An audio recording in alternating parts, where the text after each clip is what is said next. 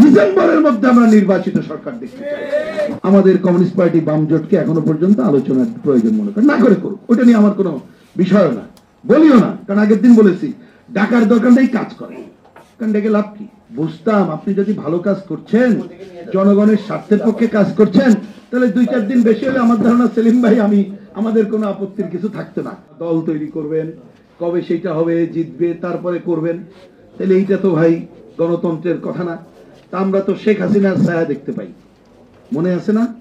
কিছু হলে শেখ হাসিনা বলতে যে সে তার কথা কথিত উন্নয়ন ধারা ঠিক রাখতে গেলে ক্ষমতাকে দীর্ঘায়িত করতে হবে, একই রেজিমকে রাখতে হবে। ওনারা বলছেন একই রেজিম মানে 5 বছর ওনাকে থাকতে হবে, তাই না? তাহলে সেই ছায়া তো এখন আমরা দেখতে পাচ্ছি, সেই কথা বলছি। ভালো নির্বাচনের কথা আসলে ওই কথা বলতো যে উন্নয়ন যদি ঠিক রাখতে চান আপনার এত এত বছর ধরে ক্ষমতায় থাকতে হবে।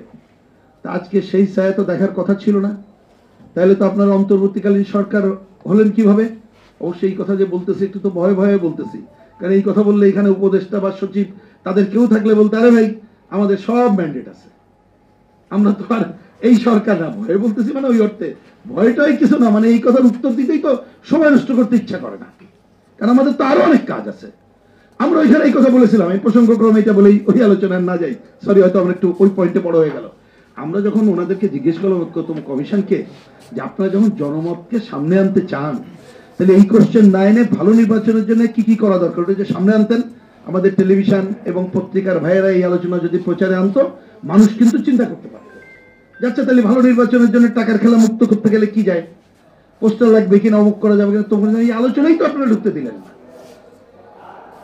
তার মানে উদ্দেশ্য অন্য কিছু। তাহলে এই জন্য বলছি ওনার কোশ্চেন কিন্তু করছে সংকট তৈরি করার জন্য। গতকাল আমার দুঃখের সাথে বলতে হচ্ছে, দেখলাম ওনারা বিভিন্ন দলের সাথে বৈঠক করলেন, এর মধ্যে এমন দলের সাথেও বৈঠক করলেন আর অনেকের সাথে বৈঠক করলেন। আজকে এখানে সিনিয়র কয়েকজনকে জিজ্ঞেস করলাম যে আপনাদের কি ডেকেছে এখন পর্যন্ত? জামাল ভাই তো বললেন না, অন্যের কথা নাই বা বললাম। আমাদের কমিউনিস্ট পার্টি বাম জোটকে এখনো পর্যন্ত আলোচনার প্রয়োজন মনে করে না করে করুক, ওটা নিয়ে আমার কোনো বিষয় না, বলিও না। কারণ আগের দিন বলেছি ডাকার দরকার নেই, কাজ করে। কারণ ডেকে লাভ কি? কারণ আপনারা বিপদে পড়লে ডাকেন। 12ই আগস্ট প্রথম যখন আপনাদের আমন্ত্রণে গেলাম, তখন কথা বলার পরে ওনারা বলেছিল 1 সেপ্টেম্বর থেকে সংলাপ শুরু হবে রাজনৈতিক দলগুলোর সাথে। কোন রাজনৈতিক দলের সাথে এখনো সংলাপ করে নাই। কোন একটা ঘটনা ঘটলে ডাকে, এটা একটু দেখায়, এটা কোনোভাবেই কি বলবো যে নিজেদের বিপদ মুক্ত করে পারে। আমি দায়িত্ব নিয়ে কথাটা বলছি, সিনিয়র নেতারা আছেন বলতে পারেন, ইস্যু নিয়ে ডাকে, সংলাপের জন্য ডাকে নাই। তাহলে এইটার তো কোনো মূল্য নাই। তাহলে এইটা যে করছেন, আমি কথাটাকে ওইটা আনার জন্য বলছি, তাহলে দীর্ঘায়িত যেটা করতে চান বিশেষ কোন উদ্দেশ্য লক্ষ্য হাসিলের জন্য, সেইটা যদি করতে পারে তাহলে 24-এর গণ অভ্যুত্থানের আকাঙ্ক্ষা ব্যর্থ হবে। এইটা আমরা হতে দেব না। তাই আজকে আমাদের প্রধান দাবি এই ঘোষণা দেন যে বন্দর নিয়ে লিজ দেওয়া বাতিল করবে।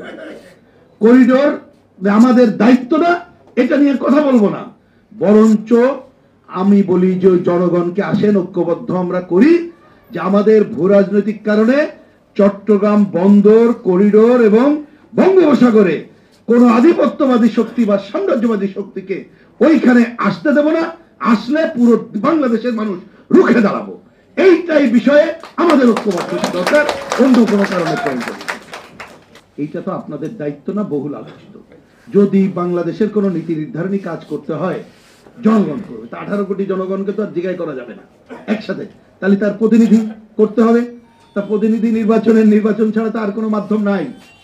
সুতরাং আমরা দৃঢ়ভাবে মনে করি ভালো সংস্কার, পূর্ণাঙ্গ নির্বাচনের জন্য সংস্কার করে নির্বাচন দিতে গেলে ডিসেম্বর লাগবে না, আগেই নির্বাচন দেওয়া সম্ভব।